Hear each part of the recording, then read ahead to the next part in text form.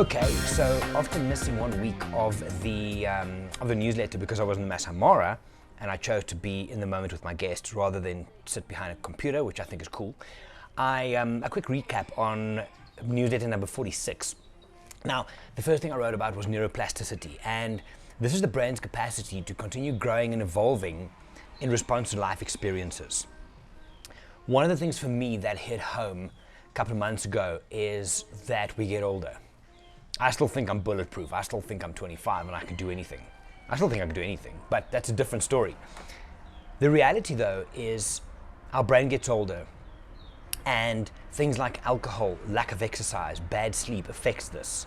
There are, however, things that you can do to build, to mold, to shape your brain, not just to maintain, but to be better, right?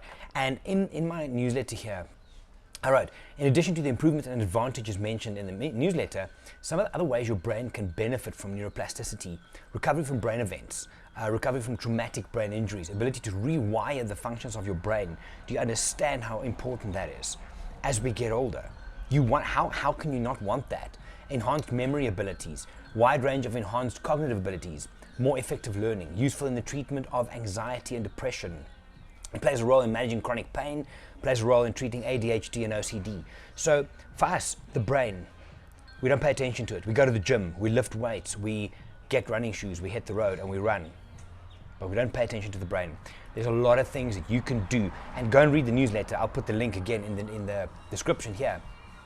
There's a very cool video in here which I found, which describes exactly how neuroplasticity works, but also a couple of ideas, things that you can do to to encourage and to manage, if you will, neuroplasticity. These things work. This is science-based. You can go and check it out. Traveling, learning a new musical instrument. Even if you're listening to music, singing along to the lyrics and reading the lyrics, you are stimulating the brain to think differently. Non-dominant hand exercises, magnesium, it's a big one. Mitigate stress, that's a common theme. Read fiction, so your brain has the ability to go and make up the stories and the scenes. Dancing, move your body, yes? Seek novelty in your world. Look for things that are different. Drive a new way to work, all of those things. Tackle a difficult yet interesting subject. So I've been doing that a lot for me personally, as an example, on nootropics, on brain health, on brain chemistry, on overall well-being. So I've done a deep dive and I can feel it's suddenly like there's all this new information in my brain and I'm feeling more alive because of it. Expand your vocabulary by learning a new language. Create art. Try psilocybin, yeah, magic mushrooms, but don't just go ahead and do it. Be smart about it. So, neuroplasticity, amazing thing. You would be doing yourself a disfavor not to just even look at it. So I've been speaking to a lot of my clients about this. It's a very, very important thing to pay attention. And all those things I mentioned are just a part of being a better human, performing better as a human. The one thing I mentioned in here at the end of this is physiological exercise, right? The neurological benefits of physical exercise are clear and very significant. I'm going to quickly read them for you here. Decreased stress, decreased social anxiety, decreased brain fog, improved processing of emotions. A lot of us could use that right now. Euphoria, short term, that runner's high they speak of. Increased energy, focus and attention, improved memory, improve. Huge effects on the anti-aging process and prevention of neurological conditions. If you're not doing physical fitness, again, you are doing yourself a disservice. There's two things. There's lifespan and health span. Lifespan is the number you put on the board when you clock out. 102, 97, 81, hopefully not too much under 7. You can do this. Health span is how healthy you are up until that point. And that's a big thing. Then, the second thing I wrote about in the newsletter here was filling the gap.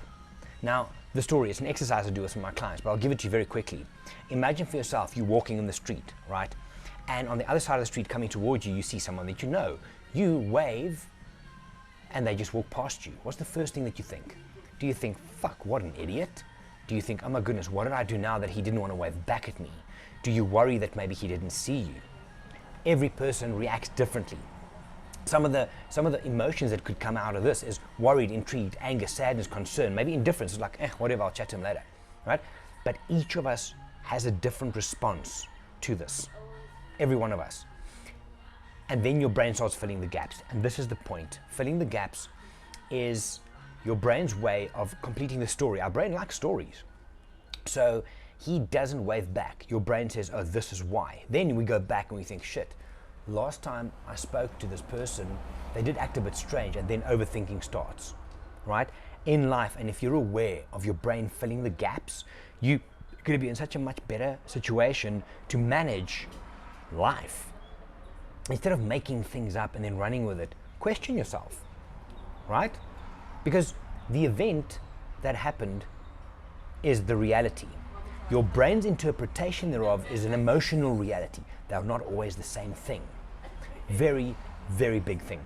Keep this in mind when you find yourself next going down an emotional roller coaster, when you're creating your own interpretation of life and or events. It's like whenever two people are arguing, there's always a thing about there's your side, my side, and the truth. Well, in this instance, there's the reality of what happened, and there's your version of it because of how you filled the gaps. Interesting one. Go and check it out. Then, as of this newsletter, as of my next one, 47, I've added a new thing in. There's food for thought. There's a little meme, just a little bit of food for thought, something for you to think of. The content section still stays there, but as of episode, I always do that, edition 47, I'm going to be splitting two. I'm going to give you one journal entry. In number 47, I'm writing about that you need to stop bullshitting yourself. I'm busy writing that as we speak. And then I'm going to give you some new exercises per week that you can try. Coaching things that I do with some of my clients. Obviously not as in depth, but just some advice, tools, tips that you can try and use to manage things a little better. That's it for now, though. If you would like to sign up for the newsletter, go and check the description below. Otherwise, I will chat to you guys next week with a wrap-up. I'm going to get back to work. Have a good one. Stay safe. Bye for now.